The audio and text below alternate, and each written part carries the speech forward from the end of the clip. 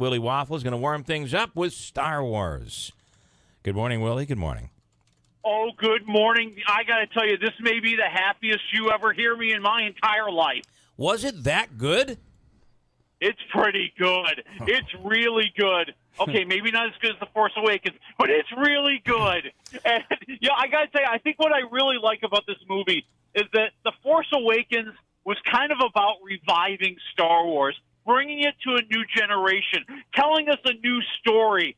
Star Wars The Last Jedi is for the longtime fans, the people who have been there since the beginning, watching the adventures of Luke Skywalker, and now seeing him as this bitter hermit living on the outskirts of space, regretting the horrible, horrible mistake he made, and wondering, can he contribute anything as the rebellion is falling and failing, and everything they believed in, everything they fought for, is about to be extinguished. So, for those that aren't the junkies, how can you set it up for them, or did you just do that? But I hope I did. almost over-explaining a little bit to set up this episode here. This, which really is what it's become. There's a new one out every year. Well, yeah, we're going to have the follow-up to this one 2 years from now, and I think to set it up is to let people know that this is an epic battle between good and evil. But the Last Jedi is a more adult take on it. It's a more mature take on it. We see the complexities of the desires and motivations that all of us feel and what we want to accomplish and what maybe actually happened instead. And that's where this movie really grabs you. The way that everybody is trying to figure out what can I do? Who am I? Where am I going in this grand scheme of things? That's what really stands out about The Last Jedi. All right. So on a scale of on your scale, which you very seldom even reach 4 waffles, where are you? Where are you on this one? Oh my God! Star Wars: The Last Jedi gets 4 waffles. Wow. I think it starts a little slow, but it starts to pick up steam, and it starts to grow, and we have this massive crescendo that leads to the last hour of the movie, which will just blow your mind with every little twist and turn that shocks you. When you think you know what's happening, when you think you've figured it out, you haven't. Now, one final question on this. It sounds like this is a great movie, and I go to all of the Star Wars movies, and I've seen them all. My retention level, though, is really, really low. So for someone like Manaski, who's looking like, give me a break, I hate Star Wars. If you're not a Star Wars, if you haven't been there since the beginning, do you still enjoy the movie?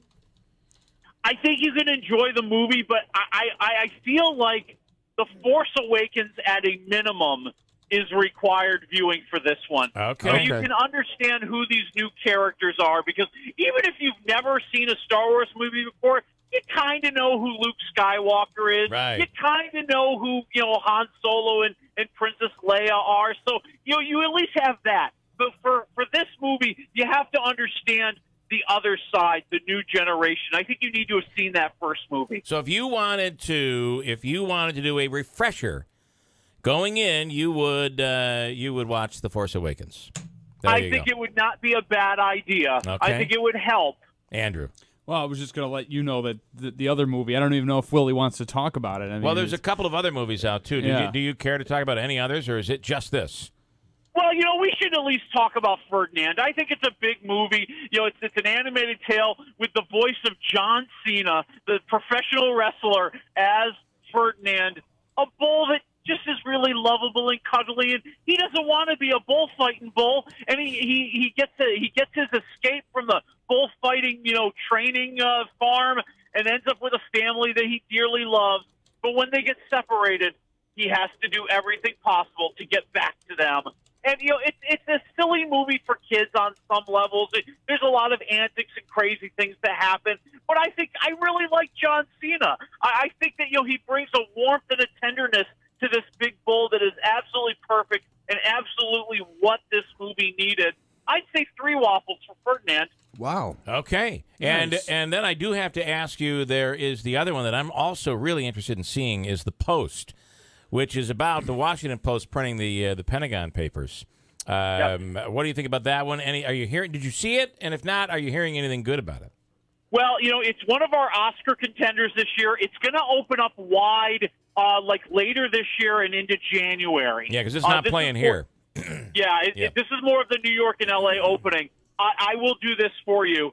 The DVD is sitting on my desk, and I'm going to watch it this weekend. Okay, all right. I will give you a preview. I promise. So I think I'm gonna, we should all become movie reviewers, and we'll get the DVDs in advance. That's a pretty cool way of watching them. So, well, all right, trust Willie. me, it only happens rarely. Well, listen, we are on next Friday. It's our big Christmas show, so we'll have to find out what you think of The Post.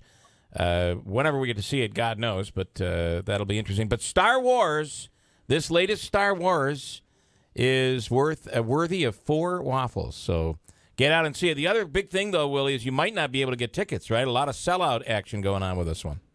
Lots of sellouts right now, but I will tell you this. I went to the multiplex last night. It was on 6 of the 8 screens. Okay. So I think they're going to get extra shows in for you. You're going to be okay. All right, Willie, enjoy the weekend. Thanks, man. I appreciate it. All right, we'll talk to you next week. Tell me that, have you ever heard Willie Waffle so excited? No. I mean, he Very was happy close about it. to that excited when he was talking about snow, but no. Yeah. Anyway, Star Wars playing in several theaters, I believe, here in the area, Utica, Rome, the Mohawk Valley.